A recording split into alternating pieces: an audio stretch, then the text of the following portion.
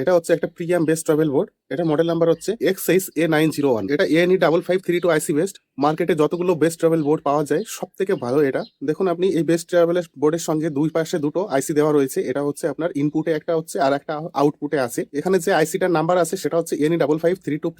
আর এটাতে সব থেকে ভালো ব্যাপার হচ্ছে এখানে ইনপুটে আপনি এসিডিসি দ্রুততেই চালাতে পারবেন। দেখবেন এখানে কিন্তু কোনো কিছু লেখা নেই, কিন্তু এখানে দেখুন একটা, এই বোর্ডটা যদি ভালো করে দেখেন তাহলে পরে বুঝতে পারবেন। এখানে দেখুন একটা ব্রিজ রেক্টিফায়ার দেওয়া আছে। এই যে এই জিনিসটা, এটা ব্রিজ রেক্টিফায়ার।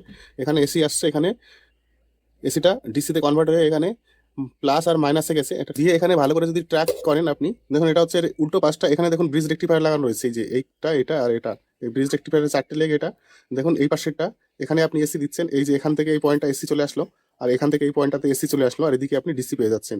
অথবা আপনি যদি এখানে ডিসি সাপ্লাই দেন তাও বোর্ডটা কাজ করবে, মানে এক কথায় এসি ডিসি দুটোতেই এই বোর্ডটা কাজ করবে। ঠিক সেই কারণে এখানে ব্রিজ রেক্টিফায়ার দেওয়া আছে। ব্রিজ রেক্টিফায়ার খুলে দিলে বা না দেওয়া যদি থাকতো তাহলে শুধু আপনার ডিসিতে চলতো, এটা এসিতে চলতো না। এটা আপনার ভোল্টেজ সাপোর্ট করে 12 থেকে 24 ভোল্ট এসি ডিসি দুটোই। এখানে কোথাও লেখা নেই, কিন্তু তাও আপনারা এখানে যেহেতু ব্রিজ রেক্টিফায়ার আছে সেহেতু এখানে আপনারা নো টেনশন, এখানে আপনারা এসি ডিসি দুটোই সাপ্লাই দিতে পারবেন। কিন্তু মাথায় রাখতে হবে যে এখানে 12 থেকে 24 ভোল্টের মধ্যেই দেবো, তার বেশি বা কম দেবো না, তাহলে বোর্ডটা কিন্তু কাজ করবে না, ওভার ভোল্টেজে প্রোটেকশনে পড়ে যাবে। আমরা এটা একটা হোম থিয়েটার ইনস্টল করার জন্য নিয়ে এসেছি। এটা কেমন কাজ করে আপনাদেরকে টেস্টিং করে দেখাবো। এটা খুব সুন্দর কাজ করে। চলুন, এখানে ইনপুট দেবো, এখানে আউটপুট পাবো, আর এখানে পাওয়ার সাপ্লাই দেবো, তাহলে আমাদের কানেকশন হয়ে যাবে। এই নবগুলো দিয়েছে এখানে ভলিউমকে কন্ট্রোল করার জন্য, আলাদা প্যাকেজিং এ এসছে এটা। আর এখানে নাট বোর্ডগুলো লাগানো আছে, আর এরকম ওয়্যারগুলো চলে আসবে আপনার কানেক্টর, ইনপুট আর আউটপুটের কানেক্টর এটা। এখানে আপনার ব্লুটুথ মডিউলে একদিকে আপনার এই সাইডটা হচ্ছে অ্যান্টিনা, এই দেখুন, আর এটা উল্টালে এখানে দেখতে পাবেন। এই ধরনের ওয়্যারলেস মাইক্রোফোনের কানেকশনগুলো আপনারা কি করে করবেন এই ভিডিওতে সেটা দেখাবো। দেখুন এখানে আউট রয়েছে, আর এখানে ভিসিসি রয়েছে, গ্রাউন্ড রয়েছে। এটা কিন্তু 5 ভোল্টে চলে, 5 ভোল্টের উপরে সাপ্লাই দিলে কিন্তু এটা পুড়ে যাবে, এটা মাথায় রাখতে হবে। আর এটা কোনো কোথাও লেখা নেই যে কত ভোল্ট আপনি সাপ্লাই দেবো, এটা 5 ভোল্ট ডিসি দিতে হবে। আর এখানে দেখুন একটা ভোল্টেজ রেগুলেটর আইসিও লাগানো রয়েছে, 3.3 ভোল্ট আইসি। এটা হচ্ছে এসএমডি ভোল্টেজ রেগুলেটর আইসি। এটা হচ্ছে 3.3 ভোল্ট সাপোর্ট করে। এখানে আপনাকে 5 ভোল্ট দিতে পারবেন ম্যাক্সিমাম, তার বেশি 5 ভোল্টের বেশি আপনি দিতে পারবেন না এর আউটপুটে। তো এখানে আপনাকে একটা ভোল্টেজ রেগুলেটর আইসি লাগাতে হবে এক্সট্রা, যদি আপনি 12 ভোল্ট বা তার বেশি সাপ্লাই দেন এখানে। তো আমরা সেই মডিফিকেশনটা করবো এর মধ্যে, যে আমাদের যদি সোর্স যদি 12 ভোল্ট বা তার বেশি থাকে তাহলে আমরা 5 ভোল্টে এই আইসিটা কি করে চালাবো। এই যে প্রিমিয়াম ভয়েস ট্রাভেল বোর্ডটা রয়েছে এটাতে আমরা কানেকশনটা করব। তো সমস্যা হচ্ছে এই বোর্ডটা আপনার 12 ভোল্ট থেকে 24 ভোল্ট যে কোনো ভোল্ট সাপোর্ট করে, এবং এসিডিসি দুটোই সাপোর্ট করে। কিন্তু এটা আমার 5 ভোল্ট, শুধু অনলি 5 ভোল্টে চলে।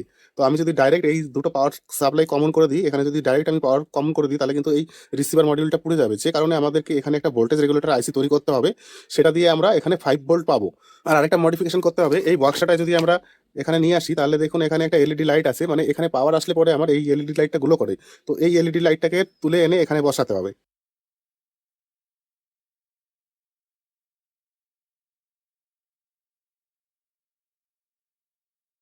এখন আমাদেরকে এই মডিউলটার জন্য 5 ভোল্ট রেগুলেটর আইসি তৈরি করতে হবে।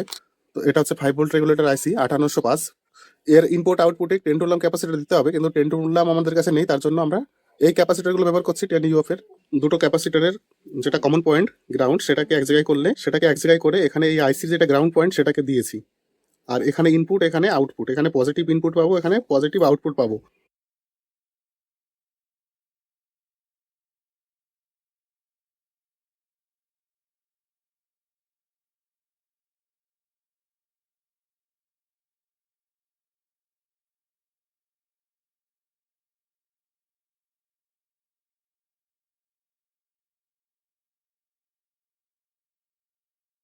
এই জায়গাগুলোতে এটা গ্রাউন্ড থাকে, এটা আর এটা এল।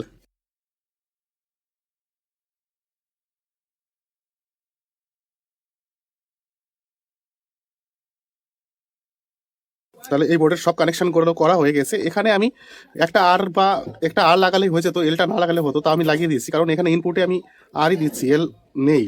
তো এই বোর্ডটার জন্য একটা আমরা কভার তৈরি করবো। সেই কভারের জন্য আমরা এরকম এমডিএফ বোর্ড, দেখুন একপাশে কালার করা আছে, একপাশে কোনো কালার নেই। এটা এমডিএফ বোর্ড। এটা এমডিএফ বোর্ড মেজারমেন্ট করে কেটেছি। কেটে আমরা কি করব, এখানে একটা কভার বানাবো এর জন্য।